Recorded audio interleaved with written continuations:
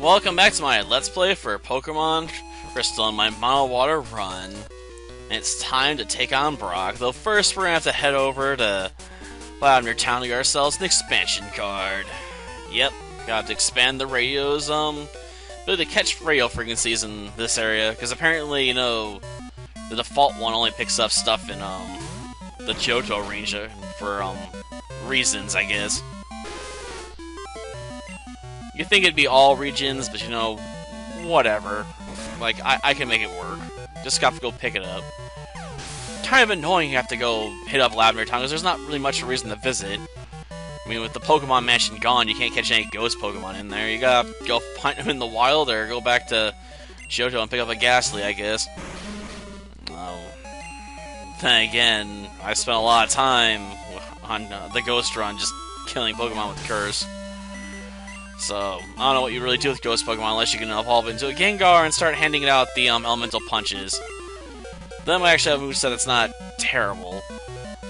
Because Curse is easy to work around, all you have to do is switch out.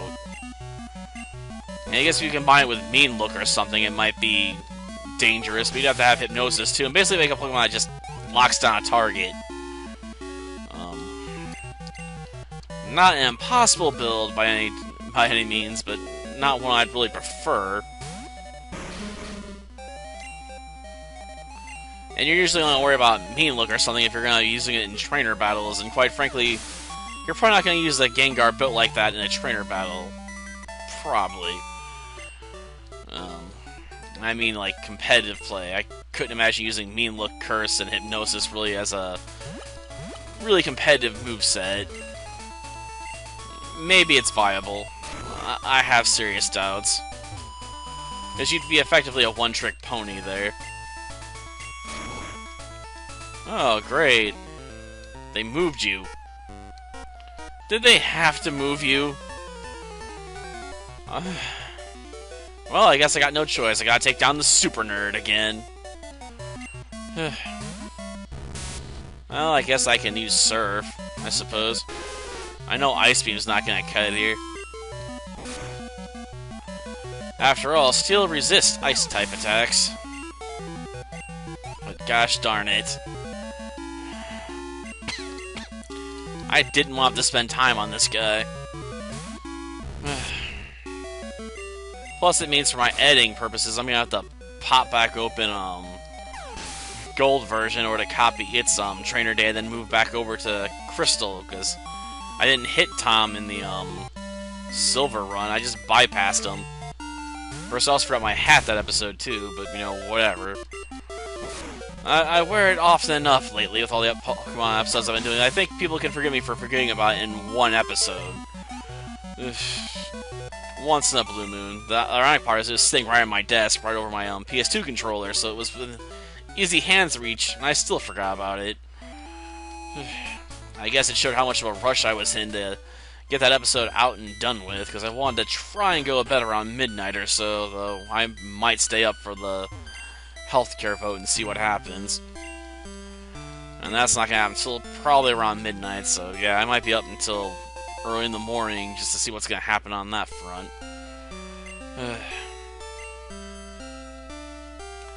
Yeah, thanks and all, but now I need to get out of here. Okay, darn it. Well, I'll cut this, just in case there's any other trainers waiting out there. Oh, of course, as soon as we enter the grass. Probably a Haunter attack. No, Abra. Interesting. Not when I can really use it, but hey, interesting. Let's just get out of here.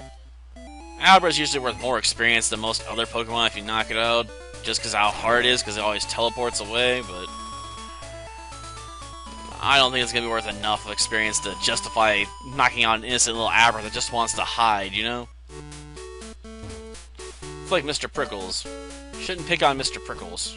He's a hedgehog that just likes to stay hidden in his little igloo and being left alone all the time, you know? Of course, every now and again I still gotta go in there and pick him up because I gotta clean out his cage. Because he makes it smell awful in like a week, man. Okay, wrong option. Pokegear. Gotta go, like, all the way up to the top with this. Come on. There we go. Come on, Snorlax. Time for you to wake up. Yeah, it's time to fight. Come on, Snorlax. You know you want to do it. You want Rumble. Okay, Pack. Well, bam, just hit with the Master Ball and let's move on with our day. It'll speed this process up quite a bit. You're not getting out of that, it's the Master Ball. It's the nuclear option when you want to capture a Pokemon. I suppose some would argue it's a waste, but I don't care. This way I got leftovers. Probably hand that stuff over to Lapras at some point. Okay, Super Repel. Probably last long enough for me to get through here. Probably. Even if it doesn't, it'll cut down the chance I'll get hit by an encounter anyway. And that's all I really care about. Yeah, I'll use Cut, alright. Oh, jeez, he's doing a spin around trick, so he's trying to catch me. But you missed, man. And I wasn't exactly trying that hard to avoid him either. Yeah, use Rock-type Pokemon, but you're a Pokemon trainer in this gym, and you don't use Rock types, you use Ground types. Albeit you only have one Ground type, but still, it's not Rock type. This guy lied to me. Apparently there's no difference between a Rock type and a Ground type. He needs to go back to school, I guess. Here, let me teach you the difference. Ground types are weak to ice attacks. Rock types aren't.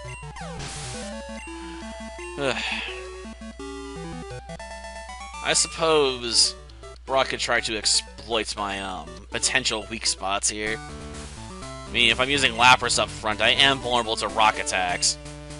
I just don't know if any of this Pokemon will live long enough to really pull it off.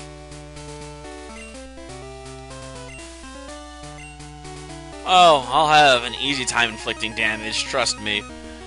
Your Pokemon do not scare me in the least bit. Seriously.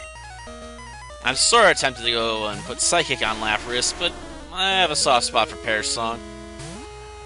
I figure it's a good way to kill off Crobat, you know, if you don't get the first shot on it. And let's face it, Crobat's a lot faster than my Lapras in its current state. I imagine a lot of Pokemon are faster than Lapras, it's just too slow. And while it's got decent bulk, that doesn't matter if you're facing a fast rock or ice, not ice type, fighting type. They'll just clobber it with a cross chop. Well, go with Surf, I suppose. If it survives, I'll worry about it then. Well, jeez, even neutral damage is enough to take it out. Futops has got terrible defenses, apparently, when it comes to water attacks. Oh, now we're sending out Omastar. Well, time to see if you can survive the Surf, Omastar. Barely. And then you counter with Surf right back. No, you're supposed to use, like, Ancient Power or something, you know? Okay, I don't know if it even has Ancient Power, but still, it would have made more sense to use that than Surf. Ay, come on. These are Pokemon belonging to a gym leader. He should know better. Or maybe he doesn't have that good of a moveset on Omastar. I don't know. I'd have to double check online, and I'm not that curious. Okay, that just leaves Rhyhorn.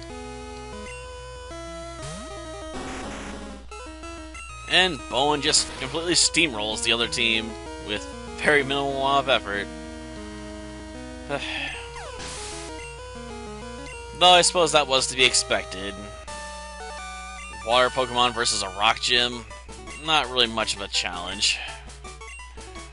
Even if I came in with Pokemon that were closer to his level, they still would have stomped him. Well, at least we got the Boulder Badge out of it.